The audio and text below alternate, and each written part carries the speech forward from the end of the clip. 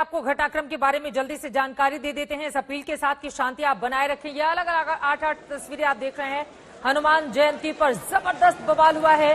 शोभा यात्रा पर पथराव किया गया, गाड़ियों में आग लगा दी गई है। 2 पुलिसकर्मी जख्मी हुए हैं जो अपनी ड्यूटी करने के लिए पहुंचे हुए थे, उनके ऊपर भी पथराव किया गया है। भारी पुलिस बल की तैनाती की गई है। गृह मंत्रालय की पैनी नजर है।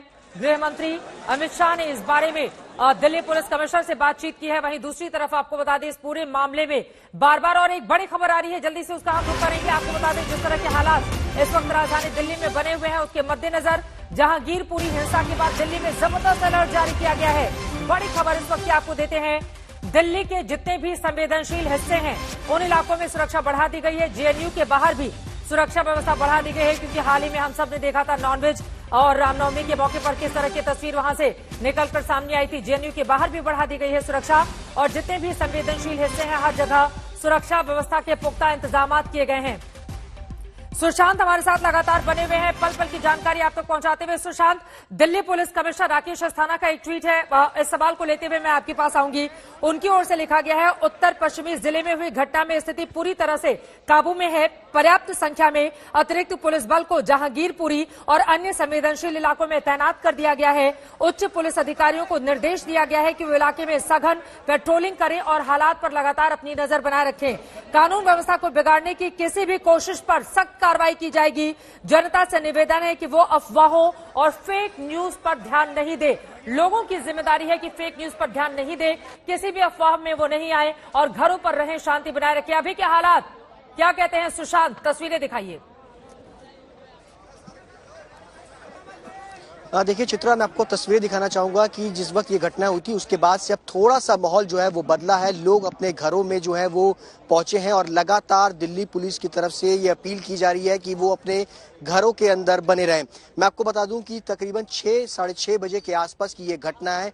यही वो ग्राउंड है जहां पर शोभा यात्रा 2 से 3 शोभा यात्रा जो है वो अलग अलग यहाँ से निकल रही थी, जिसके बाद अचानक से ही यहाँ पर पथराव जो है वो शुरू हुआ। जो हनुमान जयंती पर जो जुलूस निकाल रहे थे लोग, उनके ऊपर पथराव हुआ। यही वो पूरा इलाका है। फिलहाल इस पूरे इलाके पर अब आगे जाने की इजाजत जो है वो दिल्ली पुलिस की तरफ से नहीं दी जा रही है। इसके अलावा जहां पर भी आप देख सकेंगे चारों तरफ पथराव ही पथराव और बोतलें ही बोतलें यहाँ पर जो है वो एक दूसरे के ऊपर जो है दोनों गुटों की तरफ से जो है वो चलाई गई। एक दूसरे के ऊपर आरोप है कि दोनों ने एक दूसरे के ऊपर जमकर पथराव हुआ। हालांकि दिल्ली पुलिस की तरफ से लगातार ये कोशिश की जा रही है कि शांति जो है वो बनाई रखी जाए। लोगों से अपील की जा रही है कि किसी भी फेक मैसेज का वो उसके ऊपर विश्वास ना करे, अपना दिमाग जो है वो चलाएं और इस तरीके की घटनाओं से कहीं ना कहीं बचे। लेकिन जिस तरीके से ये घटना हुई उसके बाद आगजनी हुई, लोगों के घरों पे पथराव हुए। लोग बता रहे थे कि किस तरीके से बड़ी संख्या में मॉब जो है उनके घरों तक पहुंचा, उनके घरों पर पथराव हुआ। जिस तरीके के सड़कों पर पत्थर आप देखेंगे, आप समझ सकते हैं कि कहां से ये पत्थर आए। ये एक बड़ा सवाल है कि कहां से ये बड़े बड़े पत्थर जो है वो हमले में इस्तेमाल हुए और यहीं पर ही ये पूरी घटना जो है वो हुई। और ये पूरा एरिया अगर कहा जाए तो 1 किलोमीटर का ये पूरा दायरा है जहां पर ये पूरी घटना हुई। आप देख सकते हैं ये पीछे की तरफ सी ब्लॉक है जहां से मॉब जो है वो लोग कि आया था और उनके ऊपर लगातार ताबड़तोड़ जो है वो पथराव करने शुरू कर दिए। इसके अलावा तलवारें जो है वो लगातार लहराई गई। लोग अपने घरों से जब अपने दफ्तरों से घरों की तरफ जा रहे थे, अचानक से सिचुएशन जो है वो काफी ज्यादा खराब हुई। लोग घरों में बैठ करके नाश्ता कर रहे थे, उस वक्त उनके घरों पर पथराव जो है वो हुए। कौन लोग थे इसको लेकर के दिल्ली पुलिस ने सख्त हिदायत दे दी है कि इनके ऊपर जांच जो है वो की जाएगी।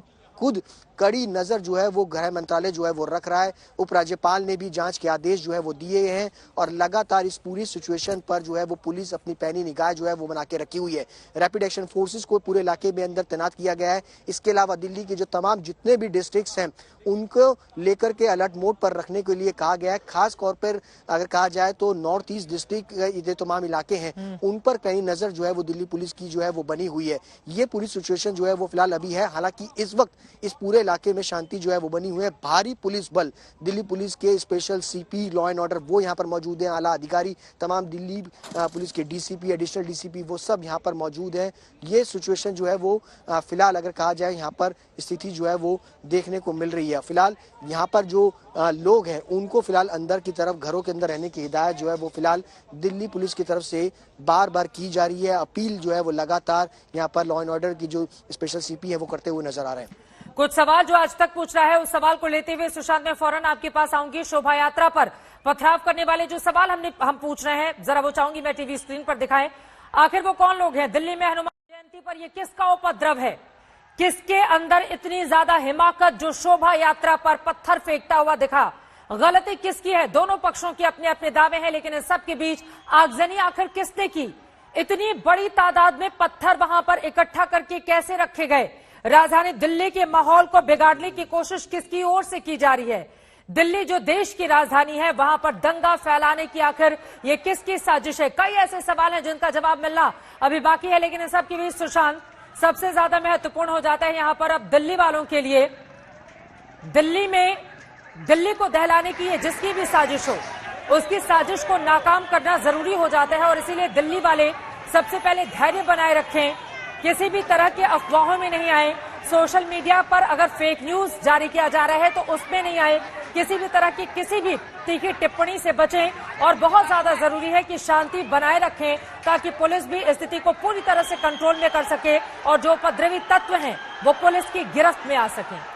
सुशांत,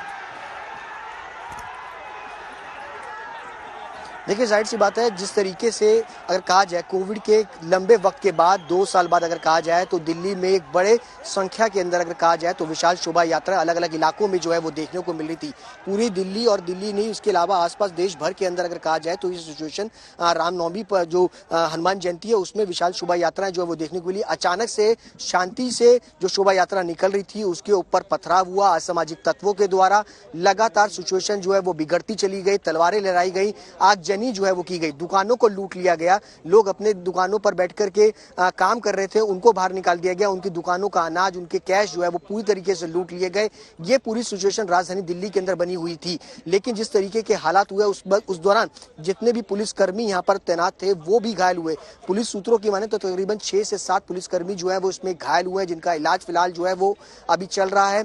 लेकिन जो लोग घायल हुए उनका भी फिलहाल जो है इलाज चल रहा है। लेकिन ये आखिर लोग कौन थे जिन्होंने इस पूरे माहौल को खराब करने की कोशिश करी?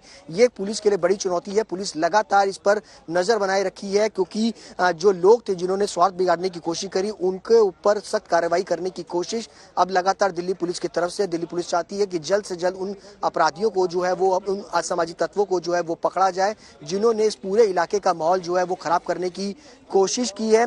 इसके अलावा मैं आपको ये भी बता दूं कि फिलहाल अब इस पूरे मामले को ड्रोन से नजर जो है वो यहाँ पर रखी जा रही है और रैपिड एक्शन फोर्सेस को तैनात किया गया है।